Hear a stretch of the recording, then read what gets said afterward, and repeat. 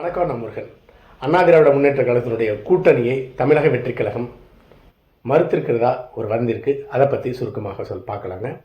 அண்ணா திராவிட முன்னேற்ற கழகத்தினுடைய கூட்டணியை தமிழக வெற்றி கழகம் எதிர்க்கவில்லை, மறுப்பு தான் தெரிவிச்சிருக்கிறது. தமிழகத்தில் தன்னுடைய எதிரியாக திராவிட முன்னேற்ற கழகமும் தேசிய அளவில் பாரதிய ஜனதா கட்சி தன்னுடைய எதிரியாகவும் குறிப்பிட்டிருக்கிற தமிழக வெற்றி கழகத்தினுடைய தலைவர் விஜய் அவர்கள் எந்த இடத்துலையும் அண்ணா திராவிட முன்னேற்ற கழகத்தினுடைய கூட்டணியோ அல்லது அது ஒரு ஊழல் நிறைந்த கட்சி என்றோ குறிப்பிடவே இல்லை. அதற்கு காரணம் என்ன அப்படின்னு பார்த்தோம்னா 2026 சட்டமன்ற தேர்தல். எதிர்காலத்தில் அந்த கட்சியுடன் கூட்டணி அமைத்து ஒரு நல்ல எண்ணிக்கையான எம்எல்ஏக்களை பெறலாம் அப்படிங்கிற ஆசையில் தான் விஜய் அவர்கள் அப்படி கூறியிருக்கிறாரு. அடுத்ததாக டிஜிட்டல் ஊடகமும் சேட்டலைட் ஊடகங்களும் அதிமுகவினுடைய கூட்டணியில் தமிழக வெற்றி கழகத்திற்கு 80 எம்எல்ஏ சீட்டு, 500 கோடி ரூபாய் பணம், அது மட்டும் இல்லாமல் ஆட்சியில் பங்கு, துணை முதலமைச்சர் பதவி, இப்படி ஏராளமான கட்டுக்கதைகளை டிஜிட்டல் ஊடகங்களும் சேட்டலைட் ஊடகமும் டெய்லி ஒளிபரப்பு பண்ணிகிட்டே இருந்தாங்க. அதற்கு ஒரு முற்றுப்புள்ளி வைக்கும் விதமாக தான் தமிழக வெற்றி கழகத்தினுடைய பொதுச் செயலாளர் அவர்கள் புஷி ஆனந்த் அவர்கள் மறுப்பு தெரிவிச்சிருக்காரு, எதிர்ப்பு தெரிவிக்கவில்லை. இந்த எதிர்ப்பு அப்படிங்கிறது இப்போது எடுத்துக்கொள்ள வேண்டியதான் தவிர ஒரு நிரந்தரமான எதிர்ப்பு என்று இருக்காது. ஏன் அப்படின்னு பார்த்தோம்னா வருகின்ற 2026 சட்டமன்ற தேர்தலுக்கு இன்னும் 1.5 வருடம் இருக்கிறது. 1.5 வருடம் அப்படிங்கிறது ஒரு நீண்ட தூரம், ஒரு நீண்ட பயணம். அப்பொழுது ஒரு மாதத்துக்குள்ளாகவோ அல்லது ஒரு 7 நாட்களையோ ஒரே நாட்களிலேயோ கூட்டணியை முடிவு செய்ய முடியும் அப்படிங்கிறது தான் கடந்த காலத்தில் நாம் சந்தித்த ஏராளமான நிகழ்வுகள். 1.5 வருடமாக கூட்டணியை பற்றி யோசிக்க வேண்டியதில்லை. அந்த கட்சி, அதாவது தமிழக வெற்றி கழகம் இன்னும் தமிழகத்தில் கடக்க வேண்டிய பாதை இன்னும் ஏராளமான தூரம் இருக்கிறது. அதே போல் அந்த கட்சி கற்றுக்கொள்ள வேண்டிய பாடங்களும் ஏராளமான பாடங்கள் இருக்கிறது. அதனால் அந்த கட்சி இப்பொழுதே கூட்டணியை பற்றி முடிவு செய்ய வேண்டியதும் கிடையாது. ஒவ்வொரு அடியும் நிதானமாக, பொறுமையாக, நல்ல அடியாக எடுத்து வைப்பது தான் 2026 தமிழக வெற்றி கழகத்திற்கு ஒரு நல்ல ஆட்சியாக, கூட்டணியாக அமைய முடியும்.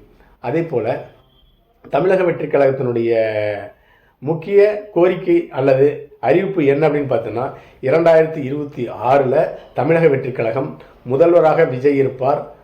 அதனுடைய கூட்டணியை ஏற்றுக்கொள்பவர்கள் அந்த கூட்டணிக்கு வரலாம் அப்படின்னு அறிவிச்சிருந்தார். அப்படி பார்த்தோம்னா அதிமுகவுடன் தமிழக வெற்றி கழகம் கூட்டணி அமைத்தா முதல்வர் வேட்பாளராக எப்படி விஜய் தேர்ந்தெடுக்கப்படுவார் அப்படிங்கிற ஒரு பெரிய கேள்விக்குறி இருக்கும். ஏன்னா முதல்வர் வேட்பாளர்கள் எடப்பாடி பழனிசாமியாக இருப்பார் அதிமுகவினுடைய கூட்டணி. அப்படின்னா தமிழக வெற்றி கழகம் அல்லது விஜய் கட்சி என்ன பண்ணுன்னு கேட்டிங்கன்னா சிறிய கட்சிகளெல்லாம் தன்னுடன் கூட்டணி சேர்த்து கொண்டு தான் வருகிற 2026 சட்டமன்ற தேர்தலை சந்திக்க வேண்டியிருக்கும். அப்படியே சந்தித்தாலும் அந்த கட்சிக்கு மிகப்பெரிய வெற்றி கிடைக்குமா அப்படின்னு கேட்டிங்கன்னா அதுவும் ஒரு பெரிய கேள்விக்குறி தான். அடுத்ததாக விஜய் அவர்களுடைய அரசியல் வருகை என்பது திராவிட முன்னேற்ற கழகத்துக்கு மிகப்பெரிய பேரிடியாக இயங்கியிருக்கிறது. இப்போதே அவங்களாம் புழுங்க ஆரம்பிச்சிட்டாங்க, வயிறு எரிய ஆரம்பிச்சிட்டாங்க. அதன் வெளிப்பாடு தான் ஏராளமான எதிர்ப்பு நடவடிக்கைகளை அந்த கட்சி மேற்கொண்டு இருக்கிறது. சரி, இப்பொழுதே விஜய் ஃபைல்ஸ் அப்படிங்கிற ஒரு ஃபைல்லாம் தேட ஆரம்பிச்சிட்டாங்க, நோண்ட ஆரம்பிச்சிட்டாங்க. திராவிட முன்னேற்ற கழகத்தை சேர்ந்தவர்கள்லாம் ஊராக, வார்டு வாராக, மாவட்ட வாரியாக இந்த விஜயனுடைய மாநாட்டுக்கு ஆட்களை ஏற்பாடு செய்தவர்களுடைய பின்புலம், அவர்களுடைய குற்ற பின்புலம், இதை எல்லாமே நோண்ட ஆரம்பிச்சிட்டாங்க. அடுத்ததாக என்ன நடவடிக்கை எடுக்க போகிறாங்கன்னா நிச்சயமாக காவல்துறையை வைத்து அந்த கட்சி மாவட்ட செயலாளர்களுக்கு, தொண்டர்களுக்கு தொந்தரவு கொடுக்குற வேலையெல்லாம் ஆரம்பிச்சிருவாங்க. அப்படிப்பட்ட நடவடிக்கைகளுக்கு எதிர் நடவடிக்கைக்கூடிய எடுக்கக்கூடிய அளவுக்கு தமிழக வெற்றி கழகத்தினுடைய மாவட்ட தலைவர்கள் இருக்கிறாரா, பவர்ஃபுல்லாக இருக்கிறாங்களா அப்படின்னு கேட்டிங்கன்னா அதுவும் ஒரு மிகப்பெரிய கேள்விக்குறி தான். அந்த இடத்துல தான் அண்ணா திராவிட முன்னேற்ற கழகத்தினுடைய கூட்டணி என்பது தமிழக வெற்றி கழகத்துக்கு தேவைப்படுகிறது. அதை எப்படி பூர்த்தி செய்ய போகிறார் என்பது விஜய்க்கு அவர்களுக்கு தெரியவில்லை. விஜய் அவர்கள் மட்டுமே நம்பி அனைத்து நடவடிக்கையும் அந்த கட்சி எடுத்துவிட முடியாது. மாவட்ட தலைவர்களும் கூட்டணியாக சேர்ந்து நடவடிக்கை எடுத்தால்தான் திராவிட முன்னேற்ற கழகம் என்ற அரக்கனை தமிழக வெற்றி கழகம் எதிர்கொள்ள முடியும் என்பதுதான் உண்மை. சரி, அண்ணா திராவிட முன்னேற்ற கழகத்தினுடைய கூட்டணி என்பது ஒரு பலமான கூட்டணியாக தற்பொழுது கிடையாது. அதனால் திராவிட முன்னேற்ற கழகத்தினுடைய எதிர்பார்ப்பு என்ன இருக்குன்னா அண்ணா திராவிட முன்னேற்ற கழகத்துடன் தமிழக வெற்றி கழகம் கூட்டணி சேராத அளவிற்கு எந்தெந்த சித்து வேலைகளை, அரசியல் ராஜதந்திரங்களை, உள்குத்து வேலைகளை செய்யுமோ அந்த வேலையை எல்லாமே திராவிட முன்னேற்ற கழகம் தற்பொழுது தொடங்கியிருக்கும்.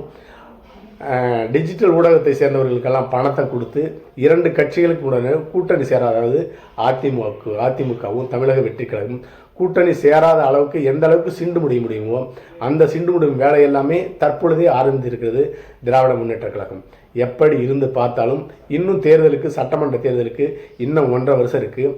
இந்த 1.5 வருஷத்துக்குள்ளார இப்பொழுதே தேர்தல் கூட்டணி பற்றி நிர்ணயிக்க வேண்டிய அவசியம் தமிழக வெற்றி கழகத்திற்கோ அல்லது அண்ணா திராவிட முன்னேற்ற கழகத்துக்கோ தேவையில்லை. கடைசி 1 வாரம் போதும், கடைசி 1 மணி நேரம் போதும் கூட்டணி அமைத்துக் கொள்ள.